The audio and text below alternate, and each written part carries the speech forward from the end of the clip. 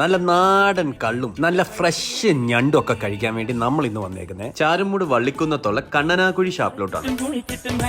ഇവിടെ കയറി ആദ്യം ഇവരുടെ മെനു കാർഡ് കണ്ടപ്പോൾ തന്നെ എല്ലാ പ്രൈസസും വളരെ റീസണബിൾ ആയിട്ട് പോകും. ഇവിടെ ഒട്ടുമിക്ക എല്ലാ ഐറ്റംസ് ഈ വിറകടുപ്പിലാണ് ഉണ്ടാക്കുന്നത്. അതുകൊണ്ട് തന്നെ നമ്മൾ ഷാപ്പിൽ ഇഷ്ടപ്പെടുന്ന ആ സ്മോക്കി ഫ്ലേവർ ഗ്യാരണ്ടീഡ് ആണ്. അത് മാത്രമല്ല ഇവിടെ കപ്പയുടെ കൂടെ ചേമ്പും കാച്ചിലും പിന്നെ നല്ല തനിനാടൻ തലക്കറിയും പന്നി ഫ്രൈയും കക്ക റോസ്റ്റ് മീൻകറിയും നാടൻ കോഴിക്കറിയും ഡക്ക് മപ്പാസും ഉണ്ട്. അപ്പൊ നമ്മൾ അടുക്കളയിൽ നിന്ന് ഇറങ്ങി നേരെ ഇവരുടെ ഫാമിലി റൂമിലോട്ട് കയറി. പിന്നെ ഓരോ സാധനങ്ങൾ ഇങ്ങനെ നിരനിരയായിട്ട് വന്നു. ഈ ഷാപ്പ് കണ്ടത്തിന്റെ കരയ്ക്കായോണ്ട് തന്നെ തനി നാടൻ ഫീൽ കിട്ടും. അപ്പൊ നമ്മൾ ഒരു ഗ്ലാസ്സിൽ ഇച്ചിരി സാധനം ഒഴിച്ചിട്ട് തലക്കറിയിൽ അങ്ങ് തുടങ്ങി. മച്ചന്മാർ തലക്കറി എന്ന് വെച്ച് കഴിഞ്ഞാൽ നല്ല ഫ്രഷ് മീനും കൊണ്ട് ഉണ്ടാക്കിയോണ്ട് തന്നെ നല്ല സൂപ്പർ ടേസ്റ്റ് ആയിരുന്നു. പിന്നെ മലയാളികളുടെ ഏറ്റവും ഫേവറേറ്റ് സാധനം കപ്പയും മീൻകറി. ആ ചൂട് കപ്പയിലോട്ട് നല്ല പുളിയിട്ട് വെച്ച് നല്ല കൊഴുത്ത മീൻകറി, അതിന്റെ കൂടെ തന്നെ ആ മീൻ ഫ്രഷ് ചൂടാണെങ്കിൽ എന്ന് വെച്ച് കഴിഞ്ഞാൽ സ്വർഗ്ഗമാണ് മച്ചന്മാർ. ഇവിടുത്തെ ഓരോ ഡിഷും ബഡ്ജറ്റ് ഫ്രണ്ട്ലി ആണ്. പക്ഷെ എന്ന് വെച്ച് കഴിഞ്ഞാൽ ക്വാണ്ടിറ്റിയിലോ ക്വാളിറ്റിയിലോ അവർ ഒരു വിട്ടുവീഴ്ചയും ചെയ്യുന്നില്ല. അതുകൊണ്ട് തന്നെ നമ്മൾ ഫാമിലിയോ ഫ്രണ്ട്സോ ആയിട്ട് കൂട്ടം കൂടി പോവാണെങ്കിൽ പോക്കറ്റ് കീറോന്ന് ഓർത്ത് പേടിക്കണ്ട. പിന്നെ ഇതായിരുന്നു ഇവിടുത്തെ അടാർ ഐറ്റം, നല്ല തീ